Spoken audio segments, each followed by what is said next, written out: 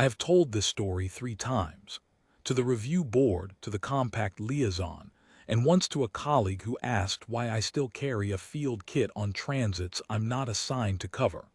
She stopped asking questions halfway through. I'll tell it once more. The Corvette Dunn was a Veskari transit hauler, mid-size, running a colony resupply lane between the Thena way station and the Kethavar outer settlements. I was on it as dead weight, a field medic finishing my second rotation, hitching a leg on a manifest waiver because the direct shuttle had a 3-week wait and I had 6 days left on my contract window. I had a bunk in the crew-adjacent passage, a field kit that hadn't been restocked since Thena, and a beacon on my belt that I had tested that morning out of habit. Green light. Full charge. I remember that detail specifically because it is the last time I saw it. The structural failure happened at 6:14 ship time. I was not on the crew deck. I was in the lower cargo passage running a diagnostic on a Veskari child's pressure cuff. Her guardian had flagged a calibration error the night prior, and I had offered to check it before the morning handover. The passage was narrow. When the portside cradle gave way, the section folded inward and I went down with it. I was conscious throughout. That was not entirely a comfort. I took the fall on my left side. 2 ribs, I guessed, possibly 3, the sharp-edged kind of pain that tells you the damage is done and will bill you later.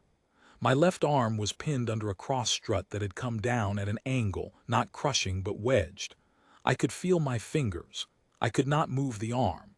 My beacon was on my left hip. I twisted enough to check it. The casing had taken the corner of the strut directly. The outer face was split and the status light was dark. I cycled the manual reset twice. Nothing. I lay still for a moment and did the arithmetic. The crew would run immediate structural triage on the upper decks. The manifest would account for me eventually, but eventually was not a useful unit of time when the passage around me was still settling. I could hear the groan of metal finding its new geometry in the dark. Then I heard something else. It was a low, thin sound, not mechanical, biological, coming from roughly 2 meters to my right, past a fallen ceiling panel that had landed at an angle and made a kind of lean-to in the debris. I knew that sound. Veskari juveniles have a specific distress register, a narrow-range pulse below normal conversational frequency. I had read about it in the species brief during my Thena orientation. I had not expected to hear it like this. I called out softly in what I remembered of the Veskari contact phrase, a short tonal sequence meaning roughly I am not a threat, I am present.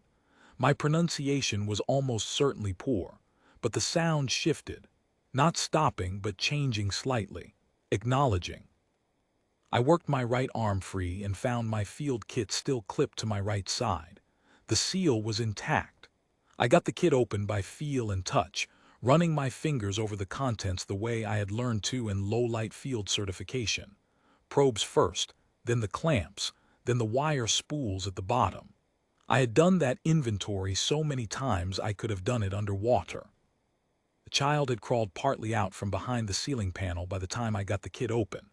I could see her in the thin light coming through a fracture in the outer hull above us, a seam of pale morning light, real and cold and welcome. She was young, maybe 4 cycles by the size of her, with the pearl-gray skin and the wide, flat pupils of her species. One foreleg was held awkwardly. Not broken, wrong angle for a fracture, more likely a deep bruise or a joint slip. She was not in immediate danger. But she was alone in a collapsed section of a ship she could not navigate. Here is what I knew about Veskari children that mattered in that moment. Their spatial orientation is resonance-based, not visual. From before birth, each individual is imprinted with a specific narrowband copper frequency pulse, their resonance signature, which their family unit and any rescue team can track across significant distances, precise enough to locate a child within 2 meters. It is the mechanism their culture uses for every kind of finding: the young, the injured, the lost. No other technology required. Only the copper frequency transmitter woven into the wristband every Veskari child wears from the first year of life. Hers was gone. The wristband was torn, the clasp broken, the band itself missing, probably lost in the fall. I looked at my ruined beacon. The transmit loop in an emergency beacon is a copper strand coil standard specification, because copper is the most reliable conductor for low-frequency burst signals across most atmospheres in this sector.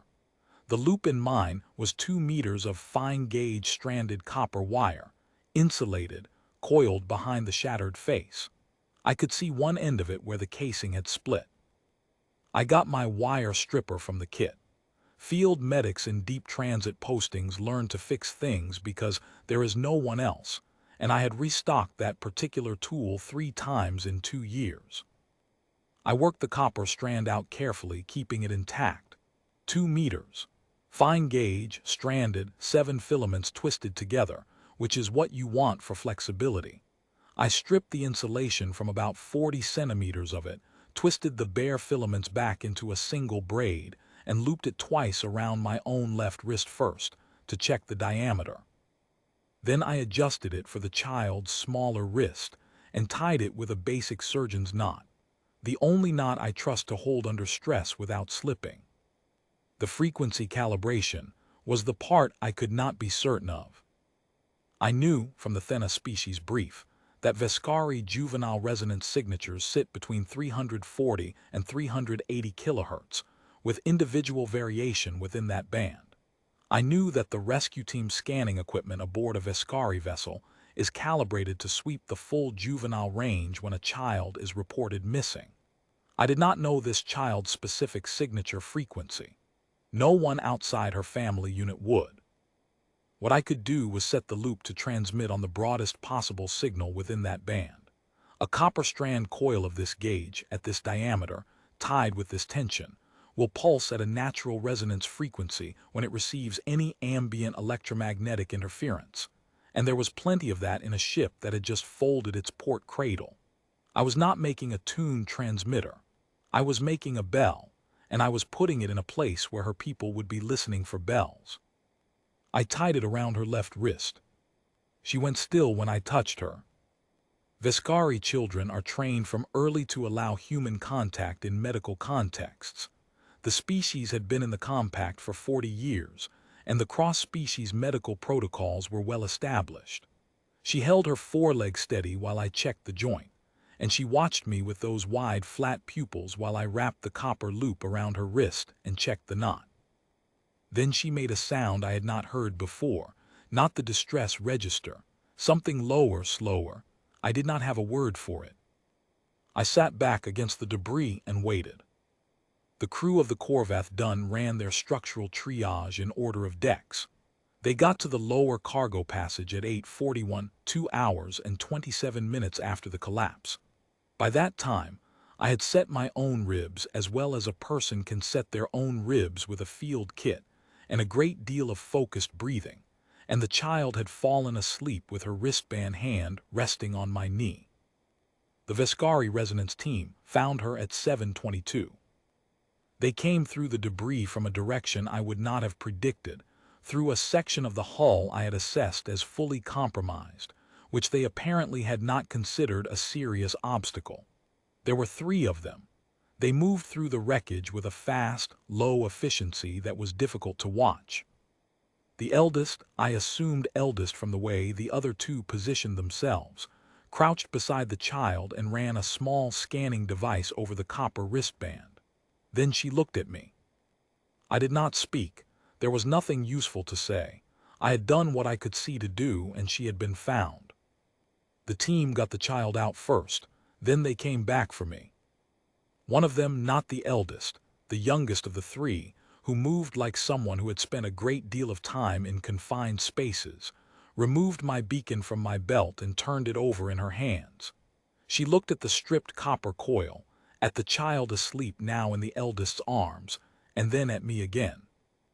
I said in the limited Veskari tonal I had, "I am present. I am not a threat." She made a sound that I am told later was the Veskari phrase for "we see you."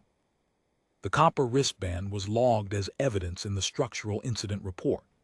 After the investigation closed, The Veskari crew chief submitted a request to the Compact Cultural Archive to retain it as a resonance artifact of record, the first human-fabricated object ever assigned a Veskari resonance signature. The request was granted. It is catalogued under the child's family resonance signature, with a secondary note in the archive's annotation field. The annotation reads, Human, field medical, copper strand, manual calibration, broadband sweep sufficient. Sufficient. I have carried a field kit on every transit since.